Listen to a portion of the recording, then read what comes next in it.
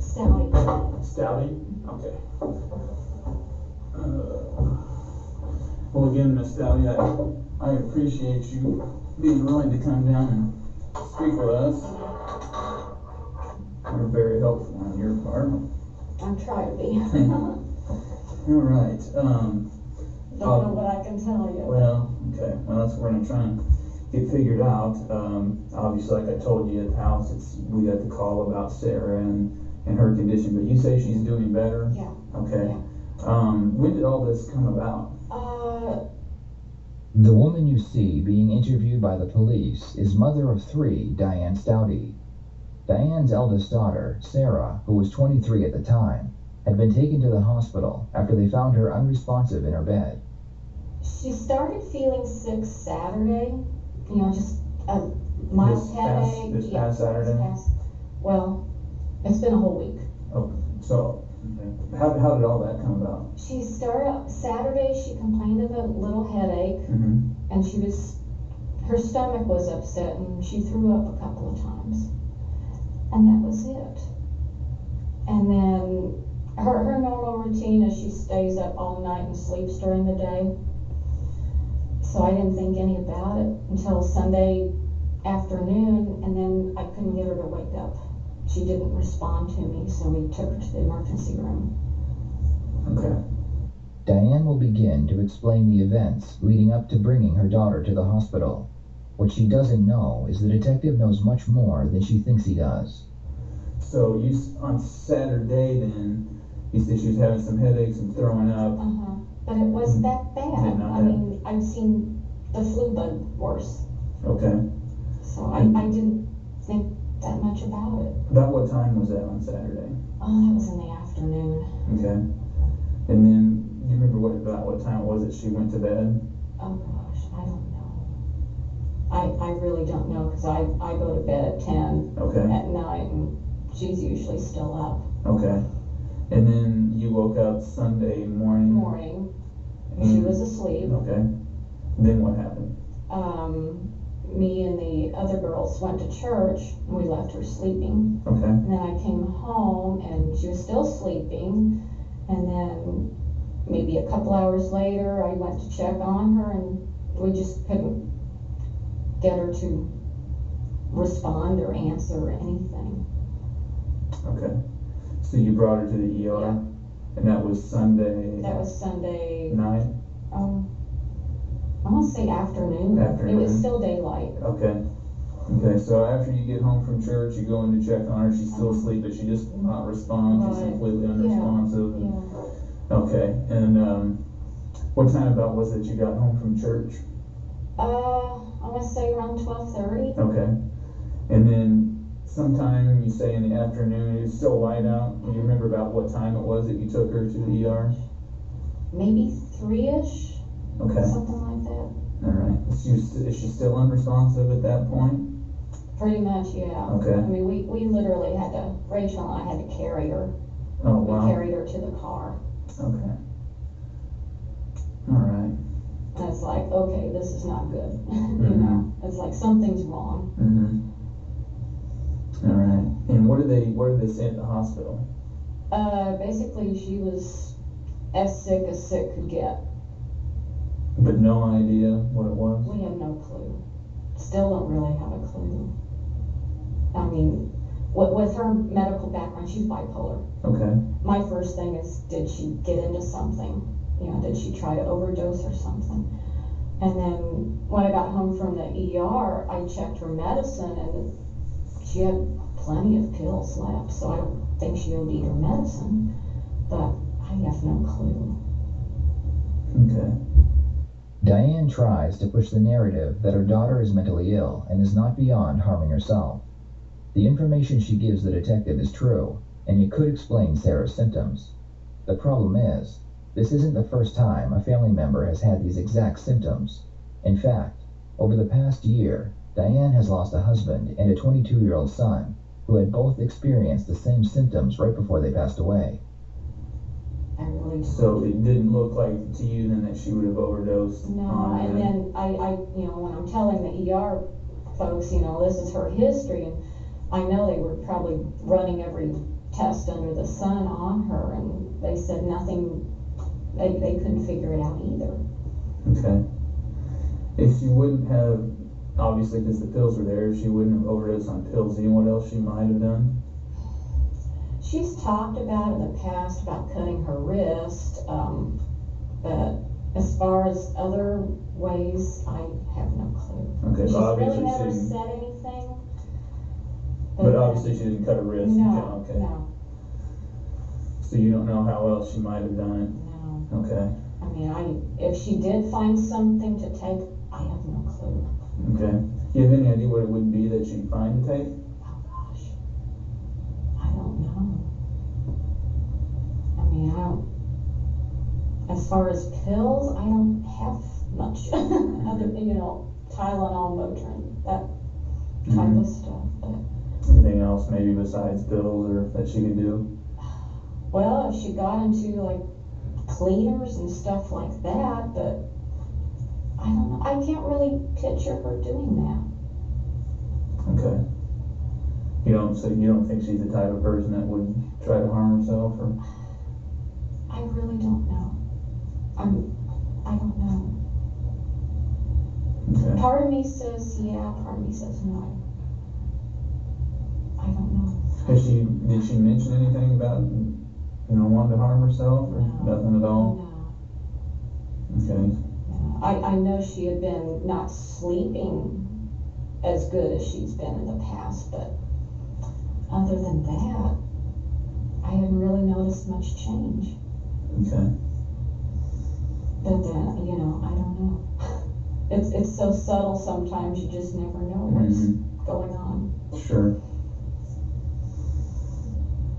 And it's tough, because I try to give her space, but yet I want to kind of know what's going on. You said you have other daughters? How many do you have? I have two others. How old are they? 22 and 11. Would they know? Would Sarah have maybe said something to them about wanting to harm herself? I asked them, and they said they had nothing. Nothing? Nothing. Okay. So you don't think it was pills? You thought maybe she could have got into some cleaners or something? Yeah, because I know I have cleaners, and what else is there? Yeah. Of all the possible scenarios, Diane mentions household cleaners. When the detective asks her to be more specific, she describes the possibilities in a joking manner. For most people, it would be very hard to find humor when they are describing possible ways their child has poisoned themselves. What kind of clean? When you live with moderate to severe Crohn's disease or ulcerative colitis, your day can be full of reminders of your condition. Never knowing, always wondering. You weren't made for UC or Crohn's, but gut-focused Entyvio is. Entyvio works at the site of the problem to block certain inflammation-causing cells from entering the gut.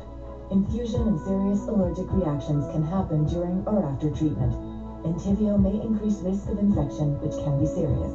Although unlikely, a risk of PML, a rare, serious, potentially fatal brain infection, cannot be ruled out. Tell your doctor if you have an infection, experience frequent infections, or have flu-like symptoms or sores.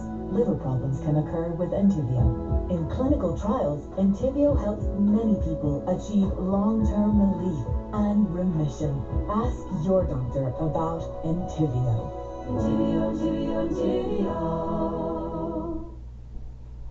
Can we really trust him with a car? Of course we can, Lindsay. With AAA auto insurance. Wait. Cleaners you think it could have been that she would have? What do I have? I can't see her taking soap. Yeah. The general, everyday cleaner. I have some of that. What would that be? What's the name of it? Lysol? Okay. I know I have that, but I don't. Could you even hurt yourself from soap or Lysol? Do you know? I'm not. I have no clue. Okay. I don't even think about. Right. I've just never heard of anything like that, so I I don't. haven't either. It's like, but I guess, I don't know. I guess if you took enough, something would do something, but I've never, I don't know. Okay. But she's, as far as you know, she hasn't mentioned anything at all to anybody about wanting to harm herself, so that would kind of surprise you then. Yeah. Okay. And as far as you know, they still don't know anything at the hospital? No. Other than whatever happened really did a number on her. What do you think? Sometimes a detective will ask a suspect what they think happened. This is a great question because the suspect will usually try to answer in a way that will guide the investigation to the outcome they have already planned. Their answer will usually be very close to the truth, but will lack specific details. I really don't know. I've been trying to rack my brains trying to figure out what happened. So. And from what I understand, you're in the medical field. Is that? I'm a nurse. You're a nurse. Okay. But I'm a cardiology nurse. I know hearts, but. Yeah. Okay. Okay. And from what I understand too, I think you're pretty well respected in your profession. Is that correct? I mean, Yeah. so is there anything from your knowledge? I know you said you deal with the heart and stuff, but from your knowledge, is there anything that you could think of that it could have been? Because obviously, from what we understand, you're pretty intelligent. Yeah. I mean, this is. I try. Yeah. But I really can't think of anything. I mean, I don't know. Psych's not my thing. Yeah. You know. Yeah, I understand that. That's a whole different realm, and it's like, just. Yeah, I understand the psych part, but in terms of like medical condition wise, is there anything medical condition wise that that would you? cause all this?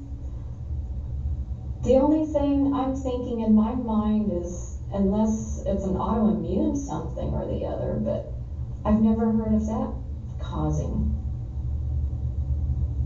Basically she had a total body collapse.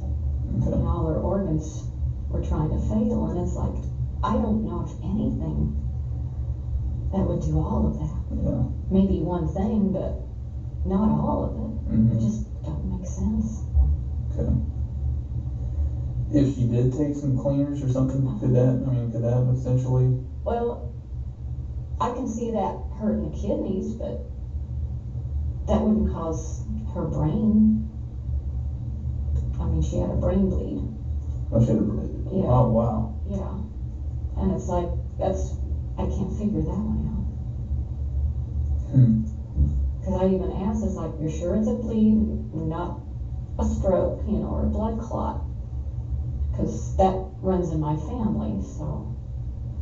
But they said it was a bleed, and it's like, what would do that? Strokes or blood clots run in your family? Both, or, I'm sorry, strokes? Well, it's the same thing. Oh, okay. You can throw a blood clot to the brain, and that causes a stroke. Okay. And that runs in your family? Like how far? Well, I've had a TIA. Well, I'm sorry, I don't know. That's like a mini stroke. Okay. And then my mom had one, and her mom died of a stroke. Okay. But would it be common for somebody that her age though, because from what I understand, Sarah was in really good. Yeah, she was in good. I mean, physical health was in great health. physical health. Yeah. Okay. And at her age, the only thing I can see is if she was on birth control pills, but she wasn't. The tests that were done on Sarah at the hospital all came up negative. This means that if she had been poisoned, it would have been done by someone who was familiar with chemicals and lab tests. Diane knows this, so whenever the detective tries to bring up her medical knowledge, she makes sure to shut it down. I mean, I keep thinking, what drug is there that would do that? Because it almost sounds like a drug overdose, but I can't think of what. But her Where did tests she came get back it? with absolutely nothing in her system. Nothing. So we can eliminate that. And Yeah. what if the cleaners, if that was the case, would I would think even that something in there would show up. how would that show up? I don't know, whatever chemicals are in there. Because I know it was negative on alcohol, so I know she didn't get into the beer, Mm-hmm. but Is she much of a drinker? no. No. What about drug user? Is she much of a drug user? Nothing that Not you're that I aware know of? of. Okay.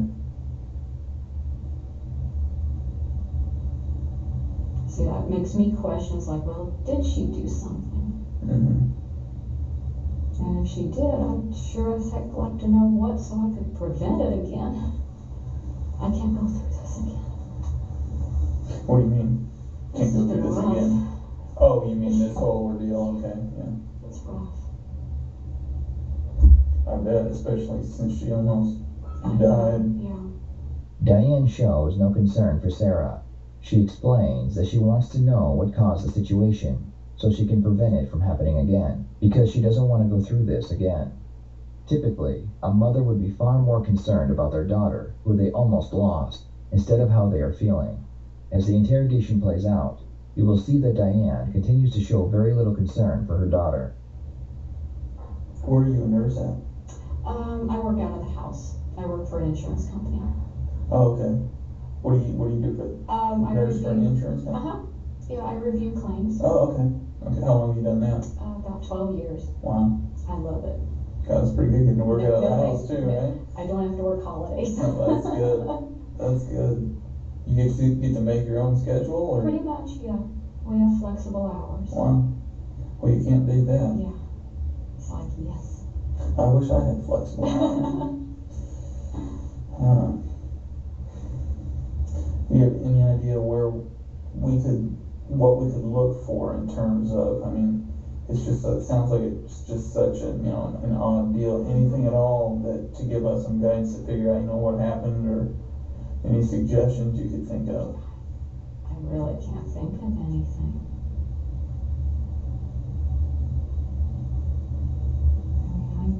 I really don't know. Does she work anywhere? No. No. She's been supposedly trying to find a job, but I don't think she's been trying that hard.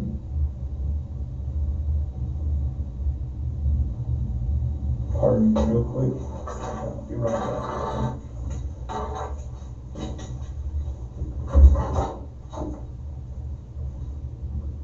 So far, Diane has done a good job pretending that she knows nothing about Sarah's hospitalization.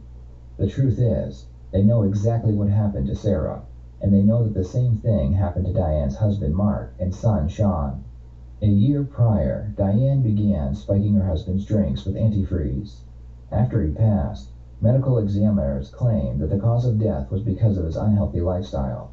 6 months later, Diane's son would also pass away, and his cause of death would also be from previous health conditions. It wasn't until Sarah was hospitalized that the detectives would put in a request for more tests to be done on the autopsies of Mark and Sean. These tests revealed the raw components of antifreeze. The police now have the cause of death, but they still need to get Diane to confess to the crime.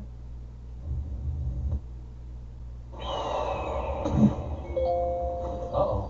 Oh, that's just Dan. He's getting our mail for us. Thanks, Dan. Have fun, guys. Oh, Dan's the man. Yeah. That girl took my donut.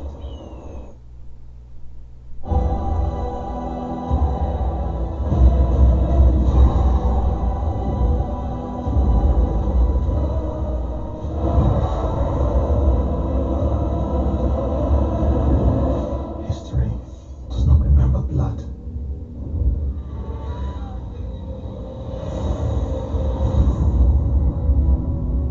It remembers names.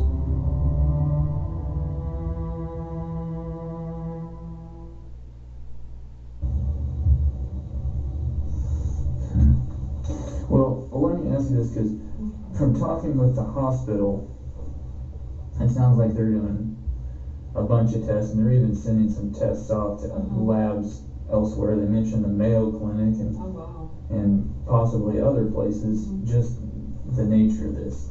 Do you think there's going to be anything suspicious that they find in all these tests that they're going to be doing? I have no clue. Okay. Because I don't even know what to look for. What do you mean? Well, I mean, if they're looking for some kind of a chemical that she may have taken, I can't think of what it would be to even know what tests they're doing. Because from Does my, that make sense? well, I see, from my understanding, it sounds like they're gonna run a whole bunch of various chemical type tests possibly, and just a whole bunch of other tests, to see what was going on. If it would come back that there was something in there like that, how would you explain that? I don't know. Depends, I don't know. Depends on what, if something did show up, I'd have to figure out what it is. And then try and figure out where did it come from. Because I don't know. Okay.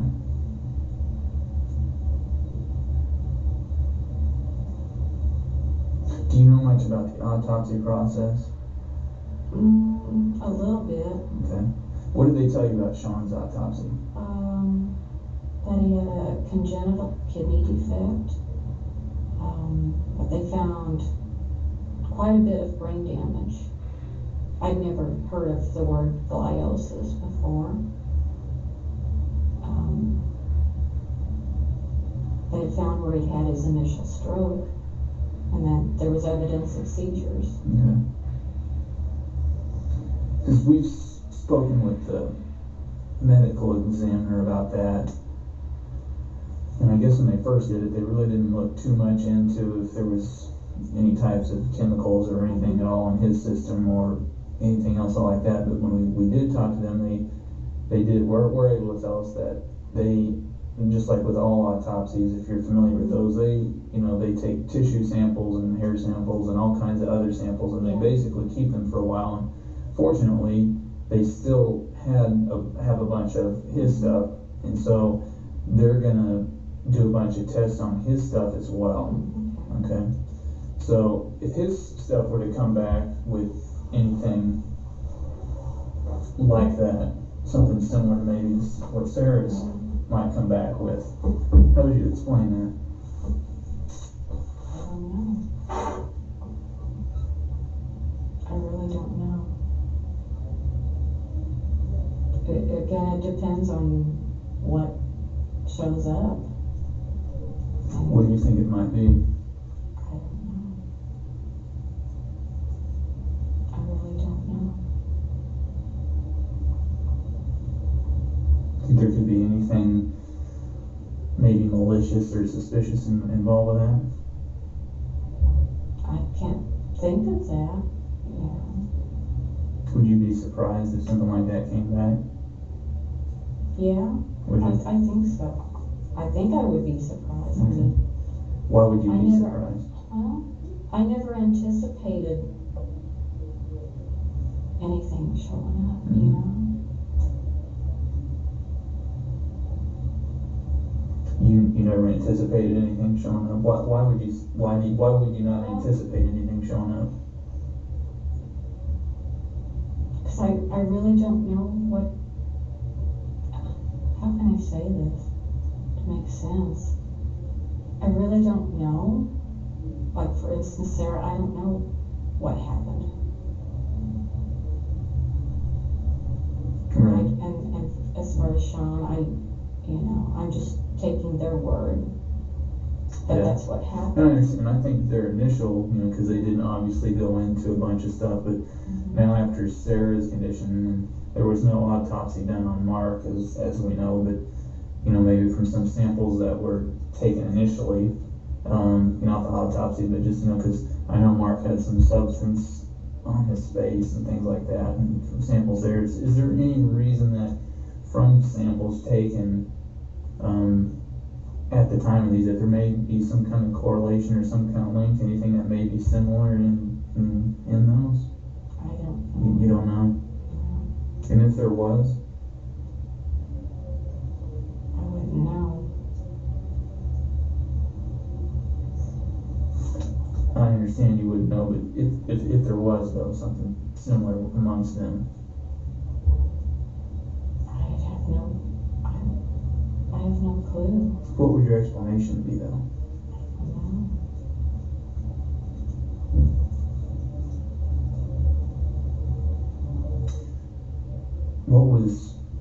Mark's life insurance policy like? He only had 20,000. That was it. Okay. How about Sean? Sean only had 15. What about Sarah? Sarah only has 15, I believe. Rachel?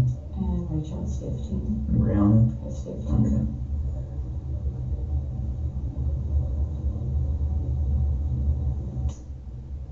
And you were able to get the money from Mark and Sean's, correct? Mhm. Okay. It took a while, but So yeah, but you finally. right. And what did you do with that money? With Mark's, we were able to move into a better neighborhood. Right. How about Sean's?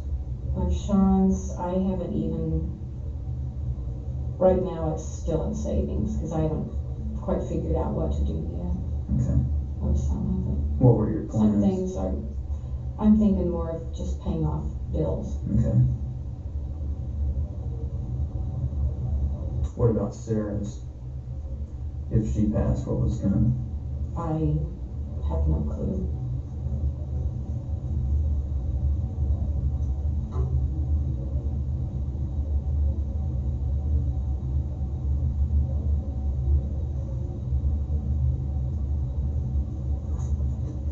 Let's get back to the medical stuff, because of the samples from tissues and fluids and everything else at the hospital are doing with Sarah. And then because of that, they're going to go back, obviously, like I told you, and reevaluate Sean's autopsy and the samples that have been saved since then. And again, Mark having the same deal. So how would you explain, what would be your explanation if there's something in their samples that comes back as being, as if there is some kind of chemical or something that shouldn't be there of that nature? I really don't know. I know Sean and Sarah were very close. Okay, what do you mean by that? Well, they talked a lot together. But what would that have to do with having some kind of substance? What would that have to do with some kind of substance though that shouldn't be there? I don't know. Okay. Really, I don't know. Okay. What, you wouldn't have any kind of explanation for that? Mm-hmm. Okay.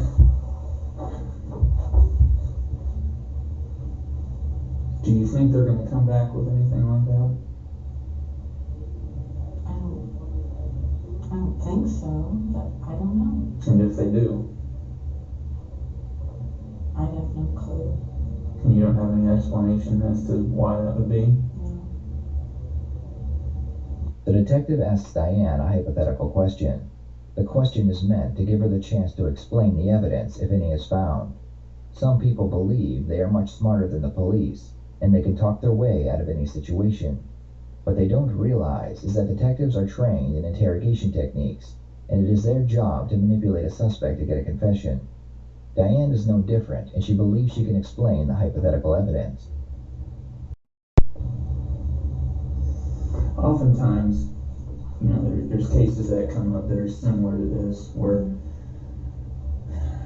people are harmed, by other people, and there's always a reason. If somebody was to harm their deaths were because of something like that. If somebody was to harm them, why do you think that would be? What would the reason for somebody to want to harm them? I don't know about my kids, but Mark had a lot of weird friends. Well, I don't know if I'd call them friends. Acquaintances. He would, they were into drugs and all that, but that wouldn't surprise me. But as far as my kids, I can't imagine. You can't imagine anybody trying to harm them. Did you ever have any suspicion with Mark's death?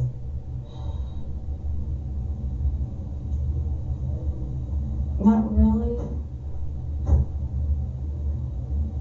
I wouldn't call it suspicion. I was not surprised. Because he would binge drink and... What was your guys' marriage like?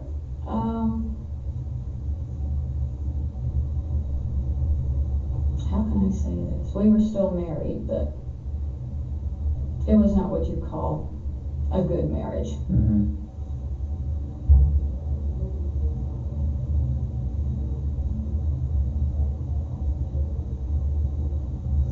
Have there been any infidelities on either side? He had. Yeah. Mm-hmm.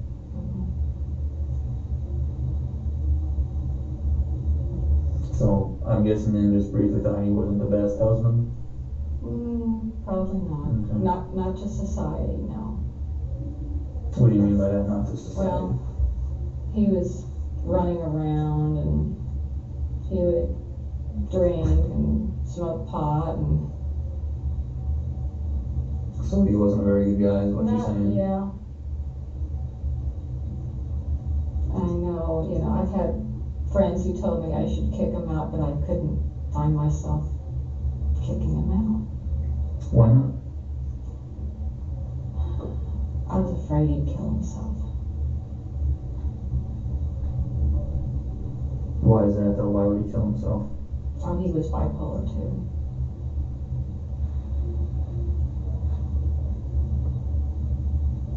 And even though things were bad and he wasn't a good husband and you said he wasn't good for society, that you didn't want him to kill himself? Mm-hmm. Okay.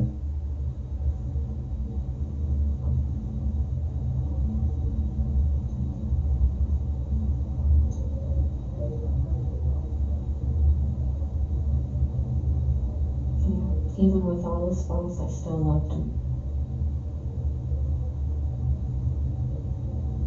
Okay. And Sean, any reason for anybody to want to harm Sean? Can't think of that. No. The puzzle pieces begin to fall in place as Diane explains her relationship with her husband.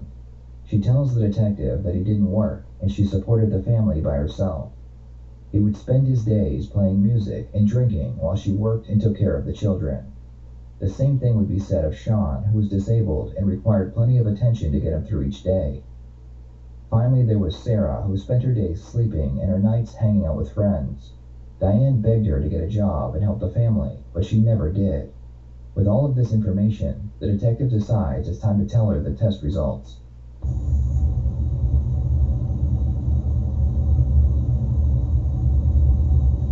Well, Ms. Dow, there's been some things that have come up. We've been investigating this for a while. Okay. And there's been some things that have come up during the investigation. Some of it to do with some tests that have been done on Sarah. Okay. And then again, some of it from when we started working with the doctors that had performed the autopsy. So there's some questions that need to be answered about that.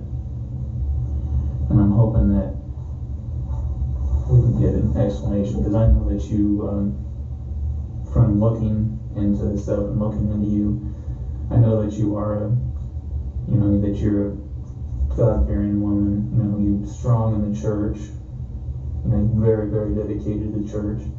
You're somebody that knows, about the right thing and about God's way. I'm a believer myself, so I understand where you're coming from on that. Sometimes in life, there's things that happen, things that go on that may not, good people don't normally always do, but there's reasons for sometimes people to slip up a little bit, make a mistake every now and then. You would agree with that, right? Mm-hmm. So here we are with this situation now where some stuff's been brought to our attention.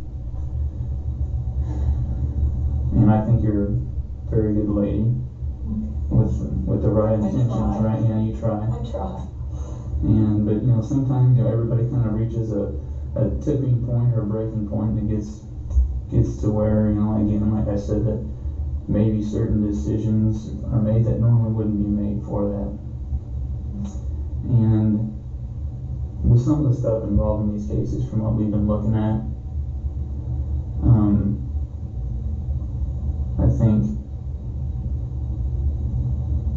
I think you're aware of why we're here. Maybe, I don't know.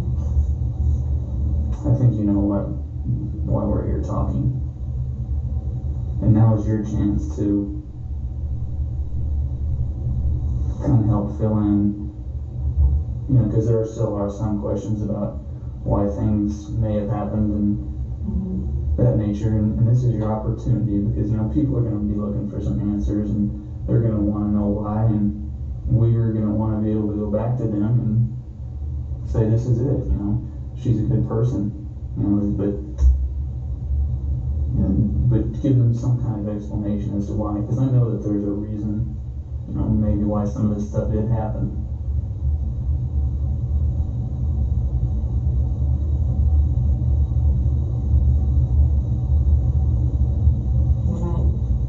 As far as Sarah, I don't know.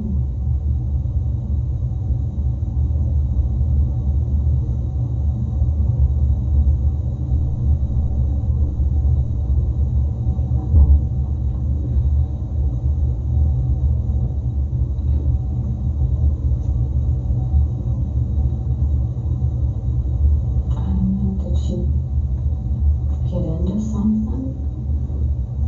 Goodness, my stomach's whirling.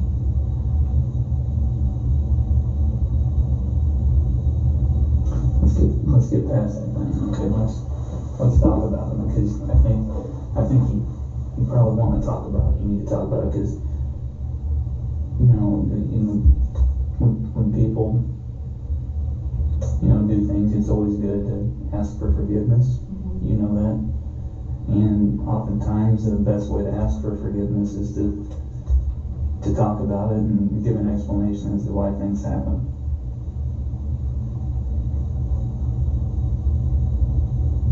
As far as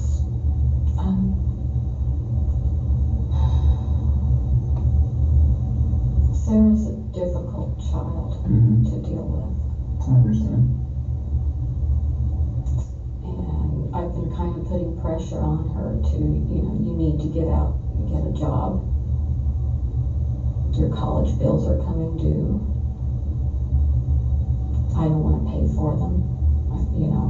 After all, you get tired of doing everything for your kids, and it's like, you need to step up and do it.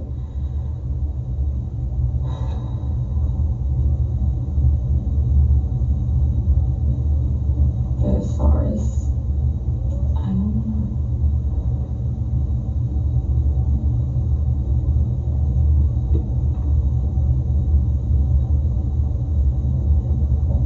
As far as, did I do something to her? I didn't do anything to her.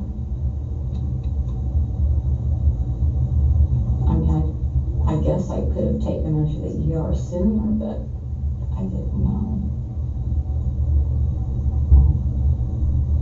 How would you explain if through everything that's been going on, because I've been involved in this investigation for a while now, and I've been working with the hospital. How would you explain, because the hospital has been, like I said, working with me, and you may not be privy to know everything that we've been discussing. How would you explain if something's been found that may indicate otherwise? I don't know. All I know is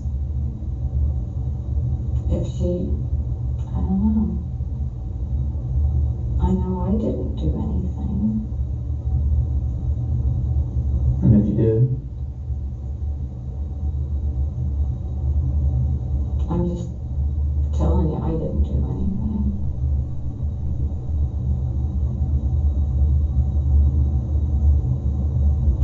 The only thing, maybe I could have taken her in sooner, but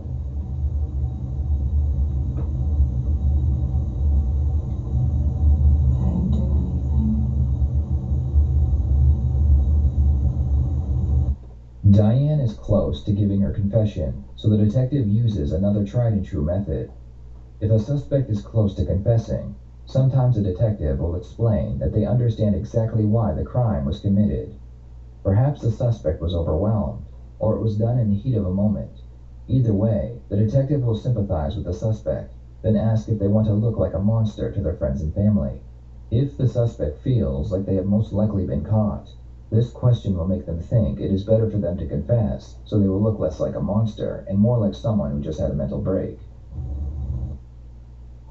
Oh, the top pick. Yep, I pick you.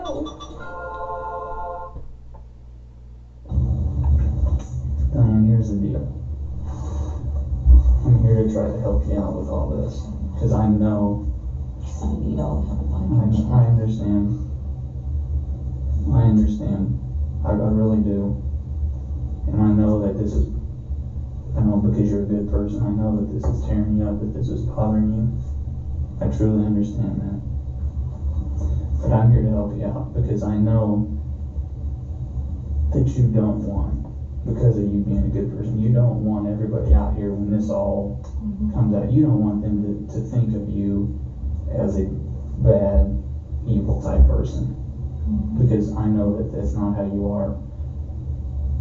But with that, that's why I'm here to try to help you out, to give you the opportunity to say, because I think I know why. And it's for some of the reasons we've already talked about. I think it's just pushed to the brink. Can't take it anymore. You know, you're doing all this stuff for everybody. You're working all the time. You're paying the bills. You're doing this. You're doing that. You can't get help. No jobs, you got all this other stuff, all these other burdens coming upon you, where all of us get to a point where we just say, you know, enough is enough. And I understand that. But you gotta help me figure out, you gotta tell me this stuff. You gotta tell me why. That way we can get to that point, that's why when we can get it out there that, you know what, this isn't just about somebody that's bad and evil. You want people to know that that's not what it is. It just gets to the point, I mean, it's just the breaking point. All of us, every one of us have it. Yeah. It's just as simple as that, Diane. It's just, we all have that. We get right there, and then, I mean, for all the burdens that you have to have on you.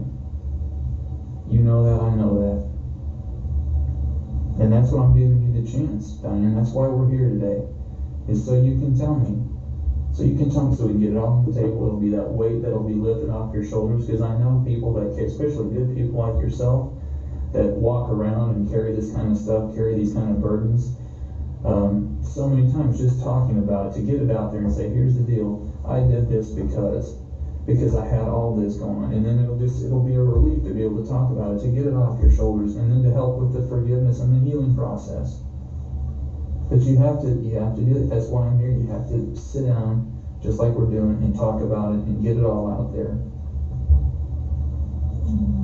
You do know that. You do know. I know you're afraid of going to jail, but you shouldn't even be thinking about that right now. I know. But that's how my mind works. I understand, but let's put that out of your mind, because you shouldn't even be thinking about that. I understand you're afraid to go to jail. Well, we're not going to even think about that, because that's got nothing to do with it. Now's your chance to tell us why, and to show some remorse and ask for forgiveness, and that way I can go to these other people and say, yeah, she made some mistakes, and that was it. So tell me about it, Diana. There's a lot of arguments.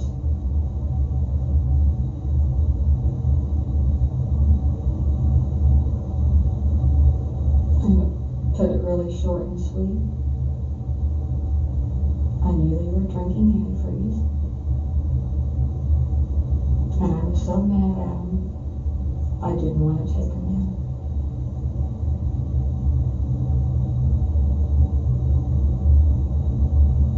I delayed.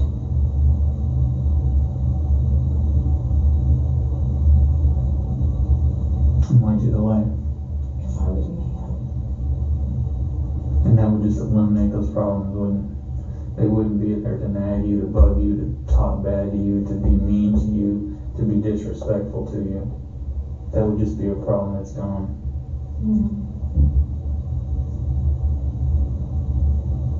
I guess you could say that, but Right. But Diane, problems never go away. right. How'd you know they were drinking antifreeze, Diane? They told me. Diane, I want you to understand this, okay? I want you to understand where we're at this point. Okay? Right now, because I know you're scared. I completely understand that. I 110% understand that you're scared. But Diane, right now is not the time to tell me things that aren't true. Because it all comes back to, again, when other people, not me, but when other people that are going to see this, look at this and go, did she come in and tell the truth? Or did she lie, and lie? Okay, you have to understand there's going to be a lot of people that look at this and you don't want them to see all these lies. You and I both know why you knew they were drinking antifreeze, and you need to tell me about that. And lying about it, Diane, will not help you. You know that. You don't need me to tell you that. You need to. I know how you knew they were drinking antifreeze, and you need to tell me. How I knew they were drinking it?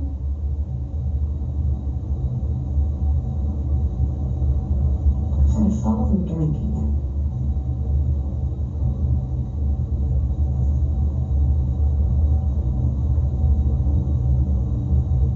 You need to tell me the whole truth, Diane. And you know, we're looking at each other eye to eye right now. You know that I know.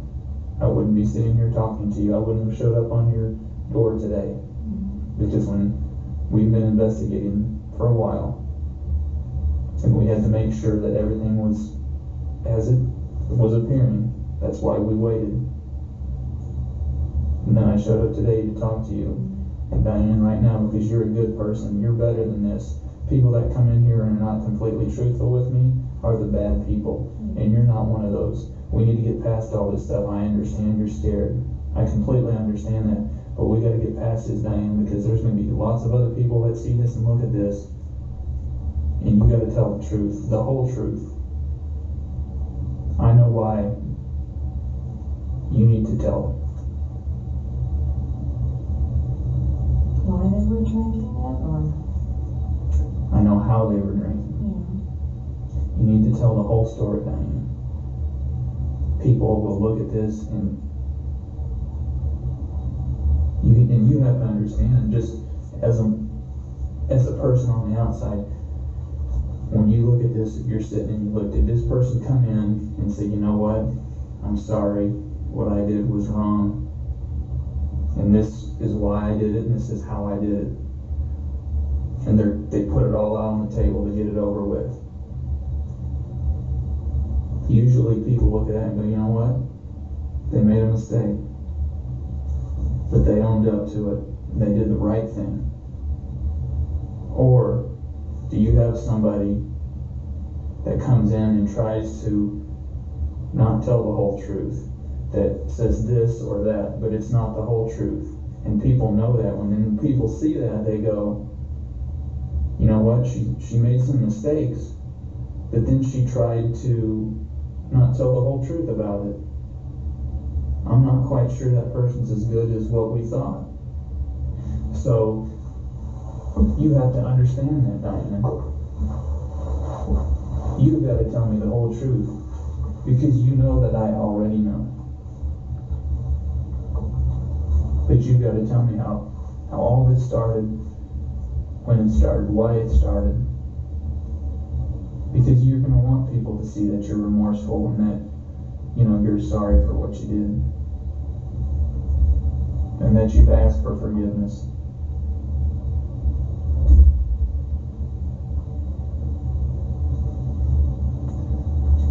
Diane, you knew that they were drinking antifreeze.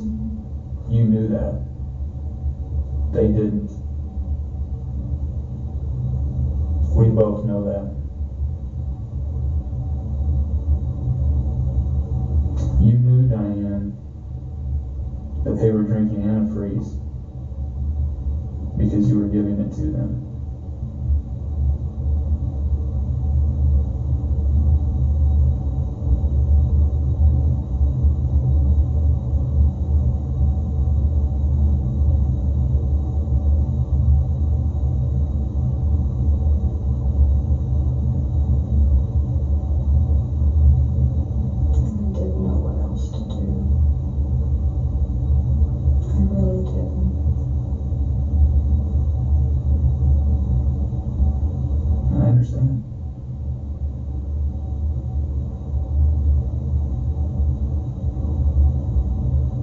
Were you just like we talked, were you just at the breaking point?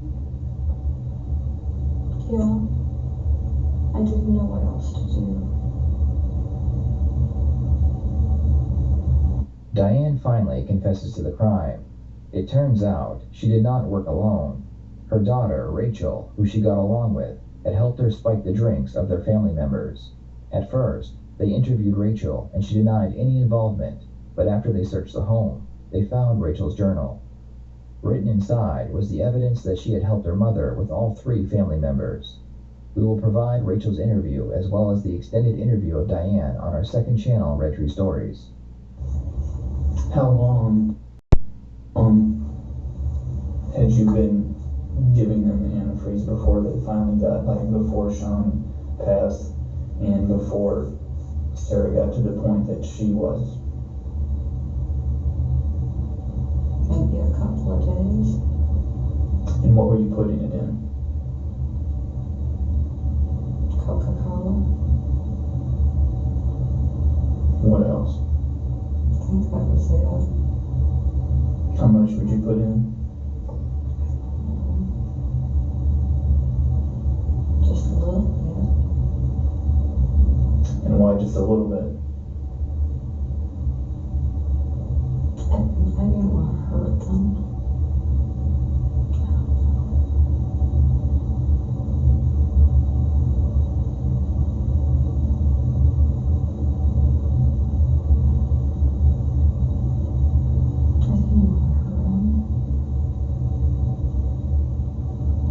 So you pour them the Coke, and then while you pour them the Coke, that's when you put the antifreeze in the Coke. Okay. How long did you think it would take before they finally would pass? I have no clue.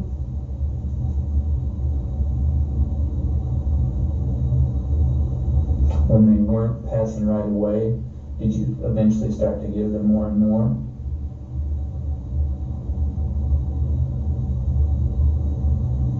I may have.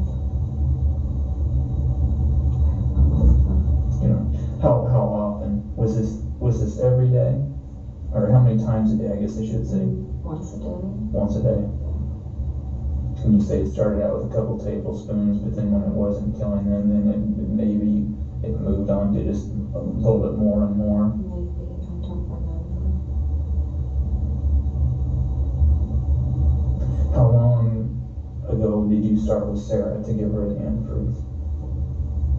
Maybe a couple weeks ago. Okay. Rachel and Diane would be charged for their crimes. Rachel would testify against her mother and receive life in prison with the possibility of parole after 42 years. Diane would also receive life in prison, but her sentence would not come with parole. Sarah would recover but would sustain permanent damage, and she is currently in assisted living. Diana said she was sorry for what she did, but now claims that she played no part at all. According to the detective on the case, he states that there is nothing whatsoever to show that anybody was involved in this case, other than those mentioned already. Again, this all got started. You're saying Mark is the first one. There's nobody before Mark, not in your past life or not in, okay, Mark's the first one. And it just got started. You said you hated his guts and I just couldn't take it anymore. And so you did some research on the internet about antifreeze poisoning. You were aware of, the taste and things of that nature, like you said. Then you ordered some antifreeze, and then you gave it to him for a few days before it finally started to kick in and work. Okay. And then with Sean, you said we talked about he just became such a pest and bothering you, always interfering, things of that nature. And you said it took a couple days, right? Before it started to kick in on him. And then with Sarah, you talked about, she wasn't getting a job, and then she had these student loans, and you were going to end up having to pay for them. She wasn't working. You said you guys argued a lot. Was there anything else more, or is that pretty much? That's pretty much. And you just had it with her as well. Okay, and then you said it took about 4 days before it started to work on her. Okay, and you didn't use anything, just antifreeze. There's nothing else at all. Okay. So if you can stand up for us, we're going to have to put some handcuffs on you. We're not going to put them on tight, but like I said, you put some on. It's a formality. Yeah, it is.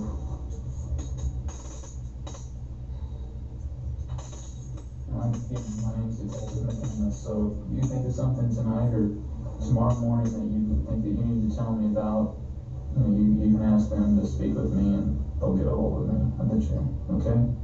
Thank you for being so decent with me, Diane.